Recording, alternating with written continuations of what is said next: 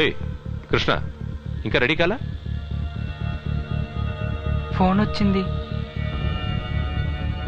ఎక్కడి నుంచి? Police station నుంచి. పోలీస్ వాళ్ళెందుకు ఇక్కడ?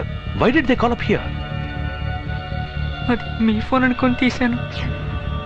తీసి ఏం మాట్లాడావు? నా వల్ల మీకు ఎలాంటి కష్టమో రాకూడదు సార్. సార్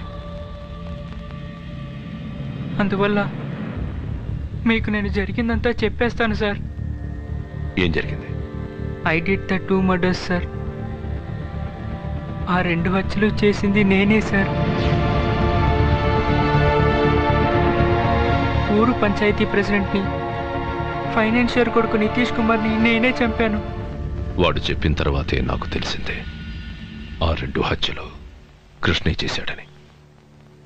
వాళ్ళిద్దరినీ నువ్వెందుకు హత్య చేశావు? సార్ అక్కడ జరిగిన విషయాల్ని ఎలా చెప్పాలో తెలియట్లేదు సార్. డిసెంబర్ 26 బాదామిలో షూట్ చేస్తుండగా మీరు బ్రేక్ అన్నారు సార్. నేను క్యారవన్లోకి వెళ్ళాను సార్. కొంచెం రిలాక్స్ అయ్యాను.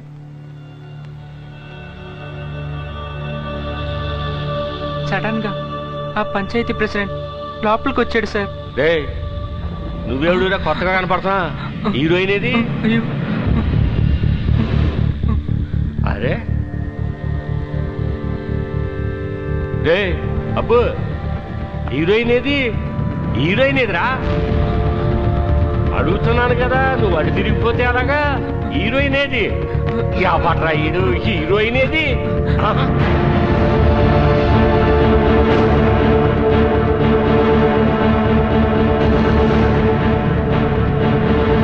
సార్ మీకు దండం పెడతాను, కాళ్ళు పట్టుకొని బతిమాలుకుంటాను. మా డైరెక్టర్ గారు ఇది ఒక పెద్ద ఛాలెంజ్గా తీసుకున్నారు. ప్రపంచాన్ని ఆశ్చర్యంలో ముంచెత్తాలనుకున్నారు సార్. ఎవరికీ చెప్పకండి సార్, ఎవరికీ చెప్పకండి సార్. ఇది ఆయన కళ సార్. దాన్ని చెడగొట్టకండి సార్. నా కళ చెడగొట్టేసావు కదా. నువ్వు మగాడివే కదా, నువ్వు మగాడివే కదా అని పర్వాలేదు అంటున్నాను. ఓకే, అలాగో అలాగ రాజా, నా మనసుతో వస్తుందిరా. నీకు నా గురించి తెల్లనుకుంటాను. నాకు 300 ఎకరాల కొబ్బరి తోట ఉంది, 300 ఎకరాల మామిడి తోట ఉంది, 3 క్వారీలు ఉన్నాయి, 3 రైస్ మిల్లులు ఉన్నాయి, 30 లారీలు తిరుగుతున్నాయి. అన్నీ 3 ఉన్నాయి కదా. కానీ పేళాలు మాత్రం ఇద్దరేరా. జోస్యం చెప్పినోడు ఏదో కొడుతోంది అన్నాడు. ఏం కొడుతుందో ఇప్పుడు నేను కనిపెట్టేశాను కదా. రాజా, నువ్వు నాతో ఉండిపోరా, నిన్ను సుఖంగా చూసుకుంటాను. ఏంటి? నేను ముఖాన్ని సార్. సరేరా, అత్తమాన అదే చెప్తావేటి? నేను 5-6 సార్లు జైలుకి వెళ్ళి వచ్చినాడిని. అక్కడికి పెళ్ళం కూడా వస్తా. అక్కడ వాడిని కానించి ఖైదీల వరకు అందరూ మగాడే కదా. దాని గురించి నీకెందుకు దిగులు, అది నేను చూసుకుంటాను. ఏందా ఇది ఏమైనా నిన్ను ఈ సవరంతో చూడటం అలవాటు అయిపోయింది కదా. ఈ సవరం ఒకసారి పెట్టుకోరా రాజా.